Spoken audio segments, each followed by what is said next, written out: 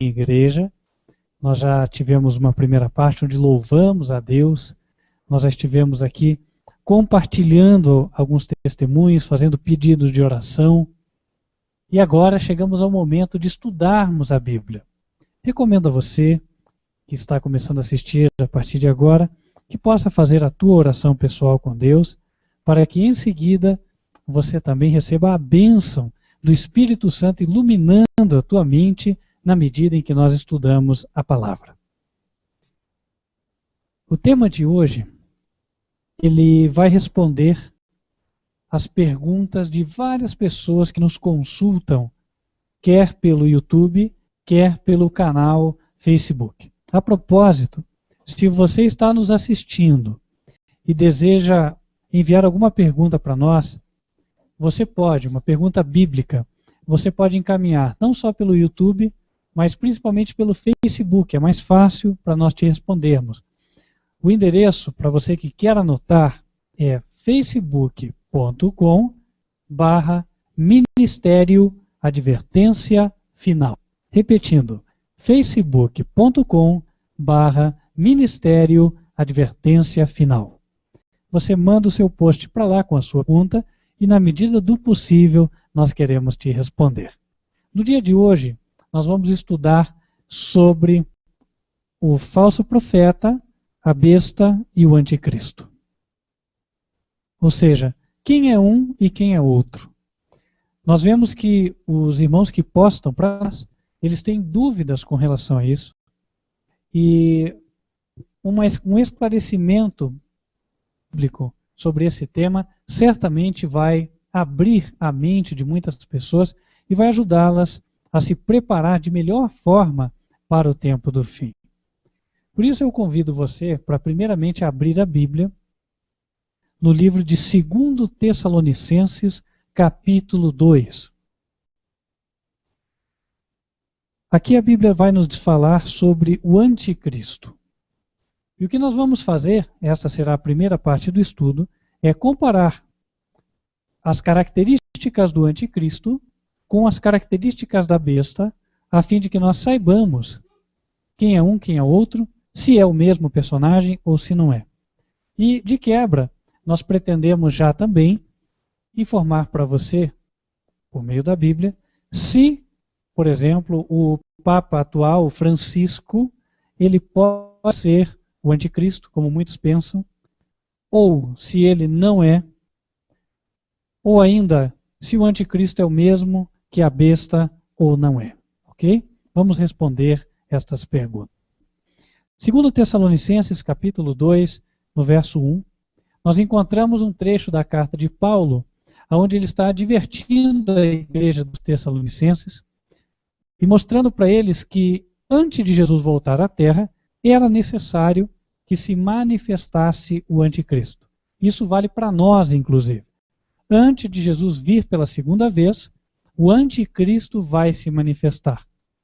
Em outras palavras, antes do arrebatamento da igreja, o anticristo vai se manifestar. Isso vai se comprovar pela leitura da Bíblia que nós faremos. Acompanhe desde o verso 1. Ora, irmãos, rogamo-vos, pela vinda de nosso Senhor Jesus Cristo e pela nossa reunião com Ele, que não vos movais facilmente do vosso entendimento, nem vos perturbeis, quer por espírito, quer por palavra, quer por epístola, como de nós, como se o dia de Cristo estivesse já perto. Ninguém de maneira alguma vos engane, porque não será assim, sem que antes venha a apostasia e se manifeste o homem do pecado, o filho da perdição, o qual se opõe e se levanta contra tudo que se chama Deus ou se adora, de sorte que se assentará como Deus no templo de Deus, querendo parecer Deus. Não vos lembrais de que estas coisas vos dizia quando ainda estava convosco? E agora vós sabeis o que o detém, para que a seu próprio tempo seja manifestado. Porque já o ministério da injustiça opera. Somente há um que, agora, resiste até que do meio seja tirado. E então será revelado o iníquo. O iníquo a quem o Senhor desfará pelo assopro da sua boca e aniquilará pelo esplendor da sua vinda. A esse, cuja vinda é segundo a eficácia de Satanás, com todo o poder e sinais e prodígios de mentira, e com todo o engano da injustiça para os que perecem, porque não receberam o amor da verdade para se salvarem. E por isso, Deus lhes enviará a operação do erro, para que creiam a mentira, para que sejam julgados todos os que não creram a verdade, antes tiveram prazer na iniquidade. Paulo literalmente diz que quando alguém falasse sobre a proximidade da vinda do Senhor Jesus Cristo, o chamado dia de Cristo, no verso 2, que os membros da igreja não se deixassem levar por mensagens inverídicas, por coisas não verdadeiras. Porque Jesus não viria, segundo o verso 3, antes que acontecesse a apostasia. E essa apostasia ia ser da seguinte forma: ia se manifestar no homem do pecado o filho da perdição. Este homem, ele se coloca no lugar de Deus como se fosse o próprio Deus. Então aqui nós já temos 3 características deste personagem, o qual nós sabemos é o anticristo, aquele que se opõe a Deus. Primeiro, ele é o homem do pecado, então ele leva as pessoas para o pecado. Segundo, ele é o filho da perdição, ou seja, ele leva as pessoas para a perdição. E terceiro, ele se coloca no lugar de Deus, querendo parecer Deus. Então agora nós vamos comparar estas características com as características da besta do Apocalipse. Seria o anticristo a besta do Apocalipse? Para isso nós vamos ter que estudar, certo? Aqui é dito também que este anticristo, ele vem com um grande poder, com sinais e prodígios da mentira. Esse é um detalhe importante também, que vai nos ajudar a fazer a conexão entre o Apocalipse e Tessalonicenses. Ora, entendidas as características do anticristo, nós podemos ir agora para Apocalipse. Vamos para Apocalipse, capítulo 17, em primeiro lugar, e ver uma característica da besta. Apocalipse 17, verso 11. Olha o que diz lá. E a besta que era e já não é ela também o 8º, e é do 7, e vai à perdição. ênfase nessa última parte. A besta vai à perdição. Olha só que interessante. Mesma linguagem de Tessalonicenses. O anticristo, ele é o filho da perdição. E aqui a besta vai à perdição. Nós encontramos uma coincidência entre a besta e o anticristo. Seria uma casualidade? Ou é porque ambos são o mesmo personagem? Ora, vamos ver as outras características da besta, a ver se conferem com as do anticristo. Vamos abrir em Apocalipse capítulo 13. Apocalipse 13, primeiro verso 1. Diz assim, aqui é João já relatando a sua visão, né? E pus-me sobre a areia do mar, e vi subir do mar uma besta que tinha 7 cabeças e 10 chifres. Então, ele viu uma besta. E o que esta besta fez? Olha o verso 6. E abriu a boca em blasfêmias contra Deus, para blasfemar do seu nome. Ora, ela blasfemou contra Deus. E o que significa blasfemar contra Deus? Vamos abrir no Evangelho de João, capítulo 10, e ver o significado de blasfêmia. Aqui o capítulo nos fala de uma vez que os fariseus queriam apedrejar a Jesus. E aí no verso 32, Jesus lhes responde, falando o seguinte: tenho-vos mostrado muitas obras boas procedentes de meu Pai. Por qual dessas obras me apedrejais? Os judeus responderam, dizendo-lhe: não te apedrejamos por alguma obra boa, mas pela blasfêmia, porque sendo tu homem, te fazes Deus a ti mesmo. Interessante. Eles disseram que Jesus blasfemou, porque embora fosse homem, eles entenderam que Jesus estava se fazendo de Deus. Então, quando lá em Apocalipse 13 fala que a besta blasfema de Deus, nós entendemos que ela estava se colocando como se ela fosse Deus. Ora, é isso exatamente o que o anticristo faz em 2 Tessalonicenses. Mais uma coincidência entre o anticristo e a besta. Ambos estão relacionados com a perdição, filho da perdição caminha para a perdição, e ambos se colocam como Deus em lugar de Deus. Ok. Outro ponto. Vamos voltar lá para Apocalipse. Apocalipse capítulo 13, certo? É o capítulo o qual estávamos estudando aqui sobre a besta. Aqui no verso 4 é dito assim: e adoraram o dragão que deu à besta seu poder. Então a besta, ela recebe o seu poder do dragão. Quem é o dragão? Apocalipse 12, verso 7. O verso 9, digo. Ali diz que o grande dragão é Satanás. A besta recebe o seu poder de Satanás. Então ela é um agente de Satanás para levar as pessoas para o quê? Para a perdição e para o pecado, para a desobediência, porque Satanás, ele é justamente o originador do pecado. Então a besta é um instrumento especial de Satanás para levar o povo ao pecado. Aí nós encontramos mais uma coincidência com o relato do anticristo. Por quê? Porque o anticristo, ele é chamado de homem do pecado. Homem do pecado, e aqui em Apocalipse, a besta é um instrumento de Satanás, o originador do pecado, para levar as pessoas para o pecado.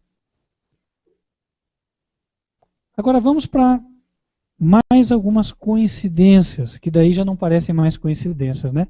Quando tantas coisas coincidem, nós começamos a pensar que o anticristo e a besta podem ser o mesmo personagem. Porque a Bíblia não ia dar uma descrição idêntica de ambos, se ambos não fossem o mesmo. Mas se ainda houvesse dúvida, nós poderíamos confirmar com mais algumas evidências, e elas vão se somando, de tal maneira que, pelo peso da evidência, nós nos sentimos até forçados a concluir assim. Segundo Tessalonicenses capítulo 2, falando do anticristo, num texto que nós já lemos, aqui no verso 9 é dito assim: a esse cuja vinda é segundo a eficácia de Satanás. Isso já coincide com o que lemos em Apocalipse 13. Em Apocalipse 13, a besta recebe o poder do dragão, de Satanás. Aqui o anticristo, a vinda dele é segundo a eficácia de Satanás. Confirma. E ainda no verso 9, a vinda dele é segundo a eficácia de Satanás, com todo o poder, sinais e prodígio de mentira e com todo o engano da injustiça. Então ele vem com sinais, com prodígios de mentira e com enganos. Vamos fazer um comparativo com a besta. Apocalipse 13.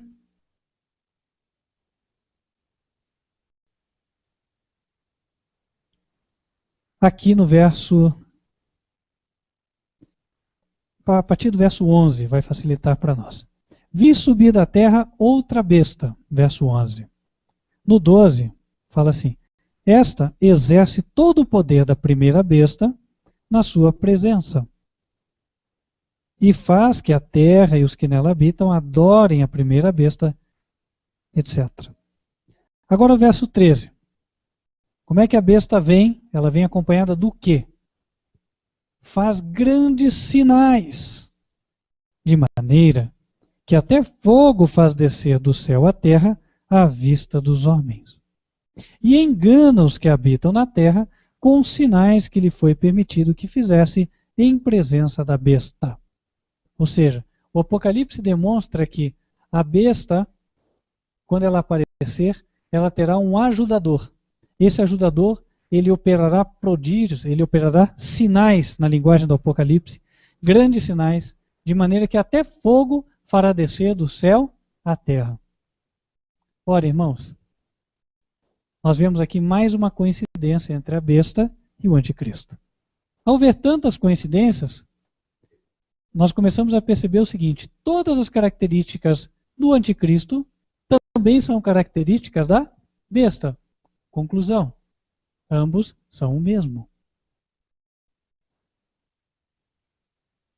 O anticristo vai se colocar contra Deus. A besta vai se colocar contra Deus. O anticristo é o filho do pecado. A besta é o instrumento de Satanás para levá-los ao pecado. O anticristo, ele vem com todo o poder, sinais e prodígios de mentira. Quando ele aparecer, Satanás vai operar assim, com poder, sinais e prodígios da mentira. A besta, quando ela aparece, ela tem um auxiliador que opera sinais e prodígios da mentira. E lembremos-nos de uma coisa: o livro de Apocalipse significa revelação.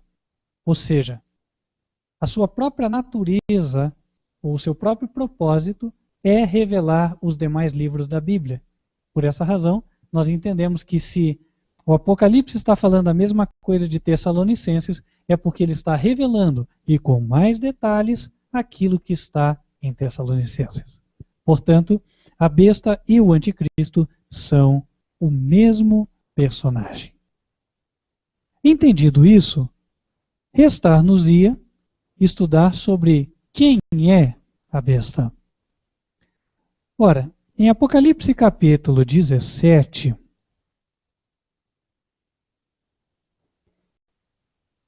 no verso 11, a Bíblia diz assim: e a besta, que era e já não é ela também o oitavo, e é dos 7, e vai à perdição.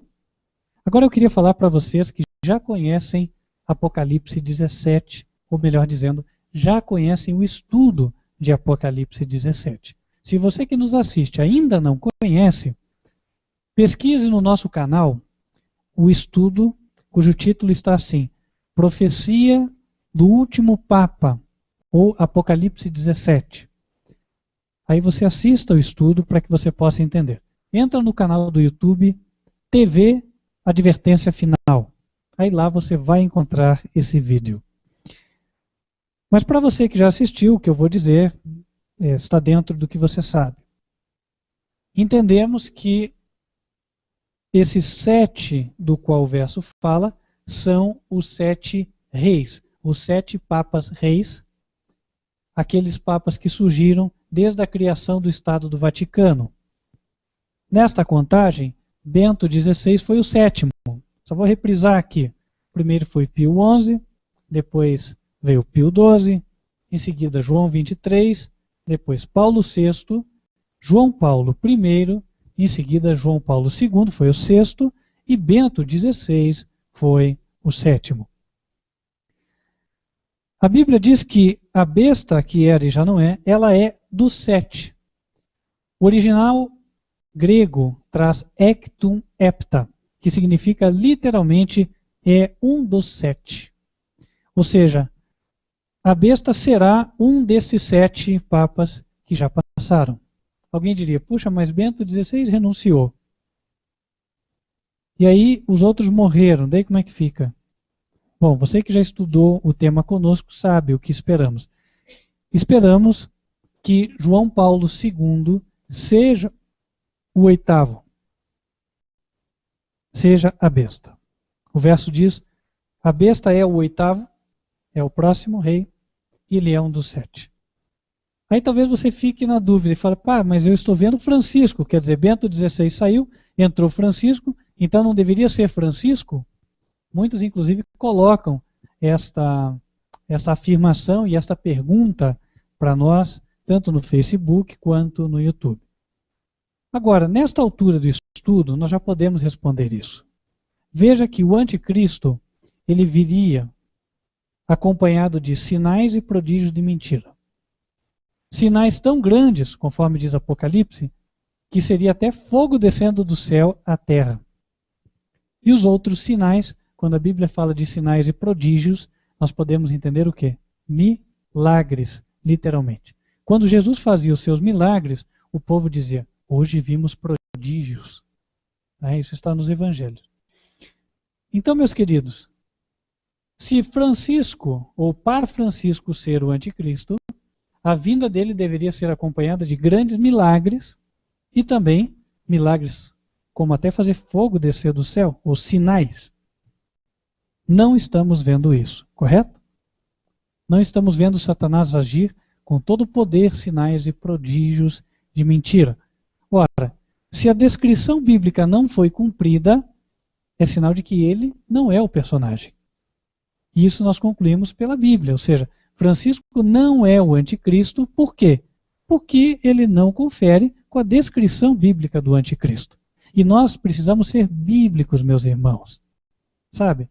Nós não podemos tentar interpretar a profecia à luz do que aparece no jornal. Ah, isso aqui parece com o que eu li na Bíblia. Calma. Quem deve explicar a Bíblia é a própria Bíblia. E aquilo que cumpre a profecia é aquilo que cumpre perfeitamente a descrição bíblica. Não é aquilo que eu acho. Por exemplo, explico. Ah, mas Francisco, ele parece ser uma pessoa muito humilde, ele está gerando um contraste entre os papas anteriores e ele mesmo. Ora, mas tudo bem. Até aí você poderia talvez tentar encaixar na palavra engano. Ele está enganando. Só que, e as demais palavras? Sinais, prodígios, etc. E mesmo com relação à palavra engano, queria colocar algo aqui para os irmãos. A Bíblia, quando fala de engano, ela fala de desobediência. Alguém estar enganado é alguém estar enganado pelo inimigo, por Satanás, para andar em desobediência à palavra de Deus. E a Bíblia diz que aquele que não é enganado é aquele que é irrepreensível. Ou aquele que não tem engano na sua boca é aquele que é irrepreensível diante de Deus. Ou seja, aquele que é obediente. Apocalipse 14, verso 5. Ali fala de um grupo em cuja boca não se achou engano, porque eles são irrepreensíveis diante do trono de Deus. Irrepreensível é quem não é repreensível, ele não faz nada errado. E no verso 12 fica mais claro a característica deste grupo. Aqui está a paciência dos santos. Aqui estão os que guardam os mandamentos de Deus e a fé de Jesus. Pessoas que obedecem os 10 mandamentos são as descritas aqui. E no verso 5 diz que nestas pessoas não se achou engano. Isso quer dizer que, por contraste, vai se achar engano nos desobedientes. Nos obedientes não se acha engano. Nos desobedientes se acha engano. Então, quando fala que o anticristo é um agente do engano, que a besta é um agente do engano, literalmente está dizendo que esta pessoa leva outros a desobedecerem a Bíblia. E aqui eu tenho que tocar num ponto que ele é nevrálgico dentro do mundo evangélico, mas vai nos ajudar a entender a questão. Desobediência à lei de Deus. Por exemplo, o segundo mandamento diz o quê? Não façam imagens. Não façam imagens de escultura. Mas o Papa Francisco, ele continua apoiando, ou seja, ele não está contra o adorar as imagens de escultura. Então, do ponto de vista bíblico, embora eu não tenha nada contra nenhum católico, certo? Inclusive nós gostamos dos nossos irmãos católicos. Se você é católico e nos assiste, seja muito bem-vindo, viu? Mas, tem um detalhe. Se a Bíblia fala para não fazer imagens e o Papa não condena o povo que venera as imagens, ele está também sendo o instrumento do engano. Então, por mais que ele apresente uma aparência de humildade, o próprio fato dele não obedecer aos 10 mandamentos faz com que a Bíblia o classifique como agente do engano. Né? Então, o engano está aí, no desobedecer aos mandamentos, tá? E não fazer transparecer-se uma pessoa humilde. Não é isso necessariamente que é o engano. Ok, meus queridos. Entendido isso, nós vemos que Francisco não pode ser, portanto, a besta do Apocalipse. Quem seria a besta? Ora, em Apocalipse 13, versos 17 e 18, é dito assim: ninguém possa comprar ou vender, senão aquele que tiver o sinal, o nome da besta ou o número do seu nome. E o verso 18 nos ensina a calcular o número e fala que o número é 666. Temos que pegar o nome desta pessoa, fazer o cálculo e chegar ao valor 666. Se nós juntamos toda a descrição bíblica, a besta tem que ser um dos 7 papas, desde Pio XI até Bento XVI.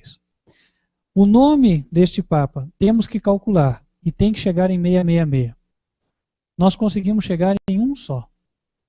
Este é, em latim, Ioannis Paulus Papa II, ou seja, João Paulo Papa II. E detalhe, eu sei que alguns dizem que o nome dele seria Secundus, mas nós já postamos até um vídeo explicando isso. Não, não seria. Por quê? Primeiro porque na própria lápide de João Paulo II está João Paulo, por extenso, e assim, ó, 2 pauzinhos, se é que nós podemos falar assim, ou seja, o número 2 em romano. E aí como é que você lê esse segundo? Porque o latim admite as duas formas, tanto secundo quanto secundus. E para resumir para você, que a gente fez um vídeo relativamente longo sobre isso, vou tratar aqui em 30 segundos. Segundo, quando ele se refere a de novo, você escreve secundo, que é o caso de João Paulo II. Por quê? A história conta que João Paulo adotou esse nome em homenagem ao seu antecessor, que morreu, hoje a gente sabe que foi assassinado, mas morreu de forma misteriosa após só 33 dias de pontificado.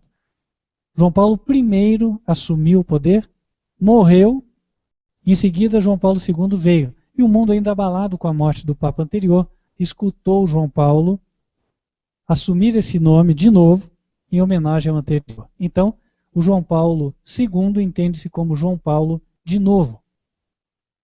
Daí a razão de ser secundo. E quando fazemos o cálculo com secundo, nós chegamos a 666.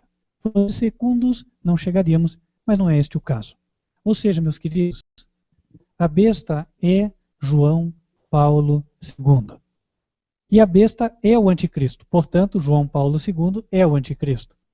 Aí a pergunta, mas ele está morto, como é que ele vai aparecer? Ora, só há uma maneira. Ele vai aparecer como ressuscitado. Mas Satanás tem poder para ressuscitar alguém? Não. Mas ele pode promover a aparição de alguém por meio do espiritismo. Isso ele pode. Até porque as pessoas vão no centro espírita e veem aqueles que morreram. Quando a Bíblia diz que os mortos nada sabem. Se isso parece novo para você, leia sobre o estado dos mortos na Bíblia, em Eclesiastes capítulo 9, versos 5 e 6. Tá? E para fechar, meu querido, João Paulo II ele é a besta do Apocalipse. Nós esperamos que ele apareça ressuscitado. Isso vai contra a evidência dos sentidos, isso vai contra a lógica para muitas pessoas, eu sei. Só que a Bíblia desafia a lógica humana, porque Deus não se guia pela lógica humana. Deus, ele cumpre a sua palavra porque ela cumpre o seu propósito, independente do homem crer nela ou não crer. Se nós cremos, é para nosso benefício e nossa salvação. Se nós não cremos, é para nossa perdição. Mas a palavra de Deus é invariável, ela vai se cumprir. Agora, e o falso profeta? Porque muitos se perguntam, tá aí, então Francisco poderia ser o falso profeta? Ou o falso profeta seria o mesmo da besta?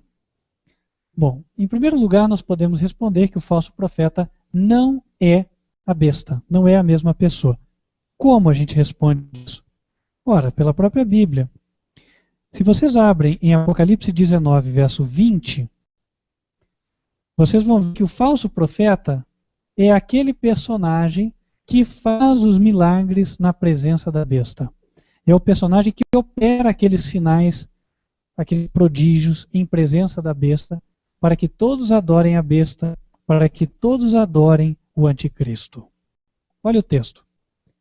E a besta foi presa, e com ela o falso profeta, que diante dela fizeram os sinais com que enganou os que receberam o sinal da besta e adoraram a sua imagem.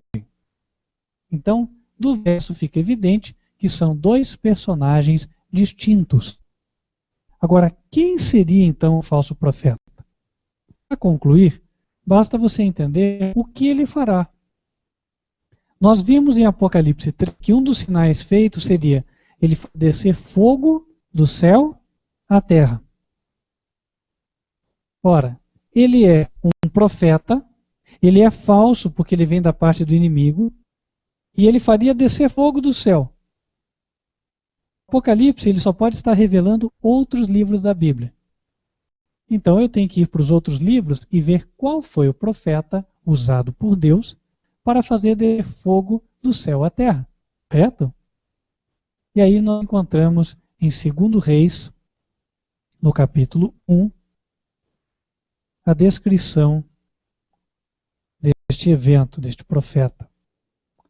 Em 2 Reis, capítulo 1, ali encontra-se a história do profeta Elias.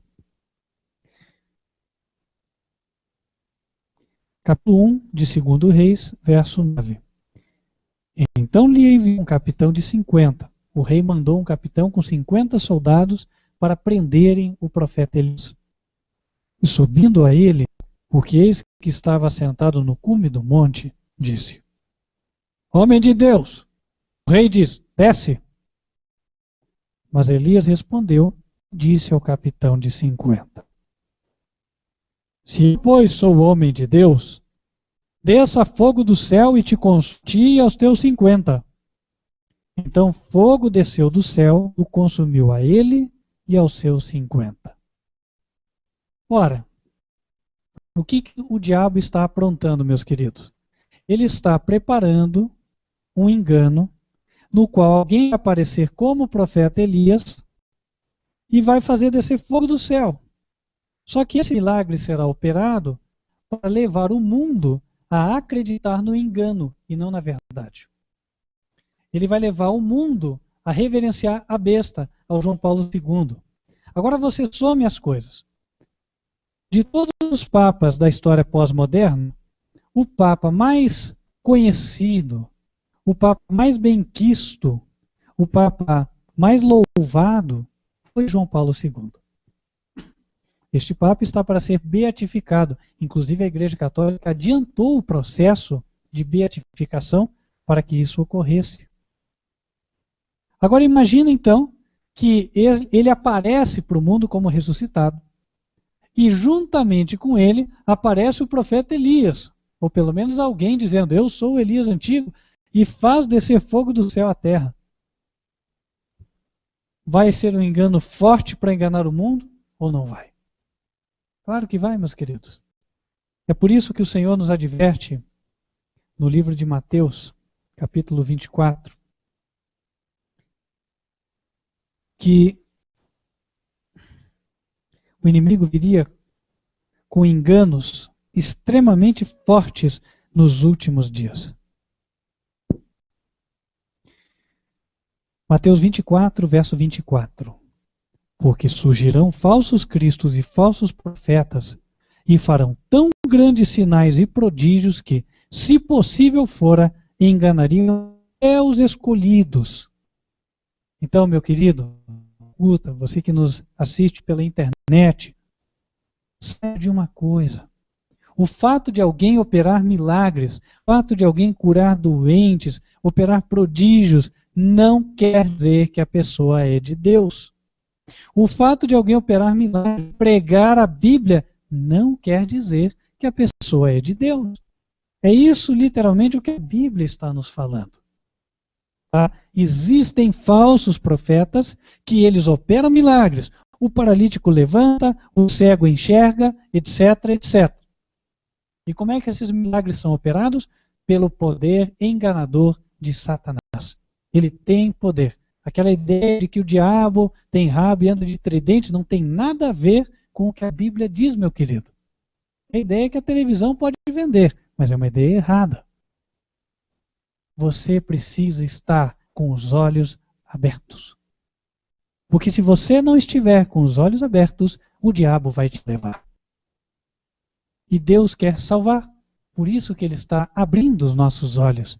Para que quando o diabo venha, nós falemos, alto lá, eu sou de Jesus, nessa eu não vou cair. Entendem? Conhecereis a verdade, diz a Bíblia, e a verdade vos libertará. Você quer ser liberto pela verdade? Você deseja conhecer a verdade? Então estude a Bíblia. Aprenda da palavra de Deus para que o diabo não te leve. Não basta ir à igreja e sentar no banco e esperar o sermão. Porque o sermão pode ser nada mais do que um discurso filosófico, um discurso de autoajuda, que pode ter verdades, mas pode ser que nem tudo seja verdade. O sermão pode ser bonito, pode ser uma história que te faça chorar, mas nem por isso você está seguro ou garantido de que a pregação é só de verdades. A Bíblia diz certa vez que no passado, os homens que estavam lá na cidade de Bereia, eles eram mais sábios do que os outros que estavam em Tessalônica. Porque quando o apóstolo Paulo pregava, os homens pesquisavam na Bíblia para confirmar se as coisas eram assim. Te convido a ser uma destas pessoas, a um dos bereanos, a um daqueles que vai pesquisar a Bíblia para aprender a verdade e encontrar o caminho da salvação. Neste caminho estreito que leva ao céu, muitas vezes o diabo vai aparecer disfarçado e vai tentar te desviar. Ele pode vir vestido de terno, ele pode vir vestido de irmão, sabe, de muitas formas diferentes. Da forma que menos gera desconfiança em você. E ele vai tentar te enganar. Ele vai vir com a Bíblia na mão. E como é que você vai poder enfrentá-lo? Conhecendo a verdade. Estude. E aqui fica o apelo para você. Estude profundamente a Bíblia. Se você quer conhecer mais, nós estamos inclusive dando um estudo bíblico, um curso bíblico online para você. Tá? Digita no e-mail contato@advertenciafinal.com.br e você pede o estudo bíblico. Ou entra na página advertenciafinal.com.br e clica em estudos bíblicos. Nós estamos fazendo o possível para você ser esclarecido. Não se deixe enganar, porque o que está em jogo é a tua vida eterna. Meus queridos, se você quer se salvar, você quer estar ao lado da verdade, quer conhecer cada vez mais, eu te convido a se juntar a mim numa palavra de oração. Vamos orar, vamos pedir a Deus que nos firme nesta verdade, para que nós não sejamos abalados. Amém? Amém. Vamos orar.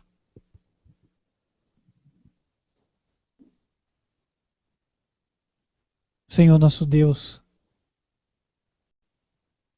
por causa da cegueira que caiu sobre todas as pessoas da terra, Senhor, como fruto do pecado, é difícil de nós vermos quão preciosa é a tua verdade. Mas acredito, Senhor, que ao meditarmos um pouco no dia de hoje, tenha sido possível que algo da nossa vista seja desembaçado para que nós possamos entender a importância de conhecer a tua verdade. Senhor,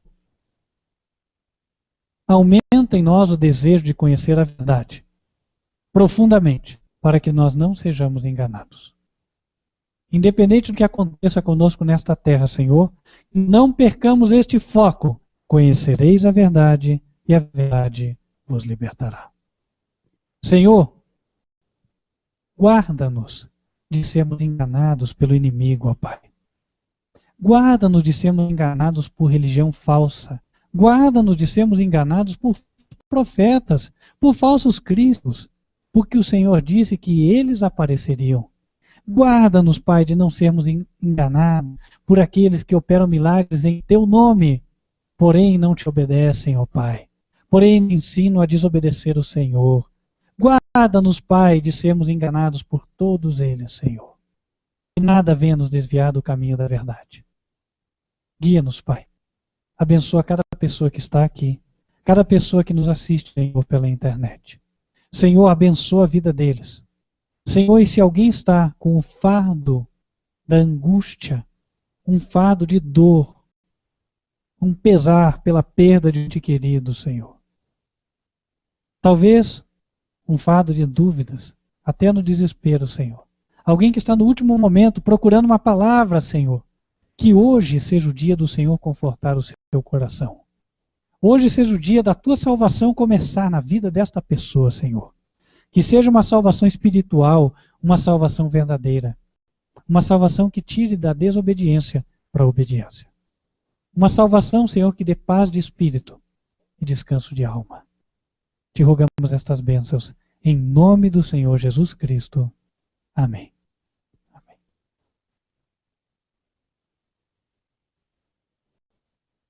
Nós vamos encerrando por aqui.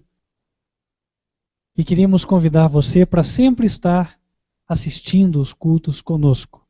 Os cultos são transmitidos aos sábados, a partir das 10h30 da manhã, e também quartas-feiras, a partir das 8h20 da noite. Então, eu repito, sábado às 10h30 e quarta-feira às 8h20. 8h20 da noite. E lembrando, você sempre assiste ao vivo pelo nosso site www.advertenciafinal.com.br. Repetindo, www.advertenciafinal.com.br. Ou então, se você perder, você pode entrar depois no canal do YouTube, www.youtube.com/TV Advertência Final. Nós vamos ficando por aqui, mas queríamos invocar a bênção do Senhor sobre você. Que o Senhor te abençoe e te guarde. Que o Senhor faça resplandecer o seu rosto sobre ti e de ti tenha misericórdia. Que o Senhor levante sobre ti o seu rosto e te dê a paz. Amém. Amém.